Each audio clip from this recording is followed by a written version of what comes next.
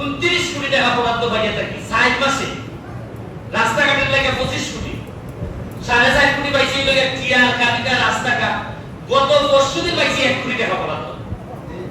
আপনারা চিন্তা করতে মানে গত পরশুদিন গেছি আমি এই উপজেলা চেয়ারম্যানের লাগে উপজেলা পরিষদ এটার লাগে আমি দেখি 50 লাখ টাকা সোনারঘাট বরাদ্দ দিছে, দেওয়া আগের দেওয়া।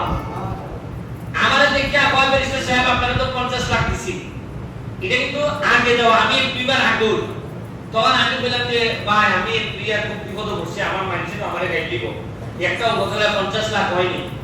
এক দেখেন এই কি আসো ওনাটা বাড়াই 1 কোটি বলে দাও, 1 কোটি টাকা দিছে। আমি আর যেহেতু নির্বাচনের লেগে আর ঘোষণা দিছি না, নাই বলবো যেমন হয় আমি প্রভাবকারীর লেগে আমি ঘোষণা দিতেছি যেহেতু আমি ওই যে নির্বাচন যে জিতবো এর খবর ওই 1 কোটি টাকা থাকবে।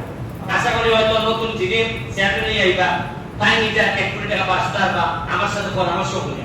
তা আমার আর আরেকটা কপাল যেমন যে এবার কেমনে কেমনে জানি পুরা সোনারঘাট মাদকপুর মিলে 300 দেও পুরা সোনারঘাট মাদকপুর। এর মধ্যে আমি একটু সৈয়দ, আমি আর বড় বড় সৈয়দ মাশাআল্লাহ। আমার একটা বিশ্বাস খালি যদি আমরা সৎ থাকতাম পারি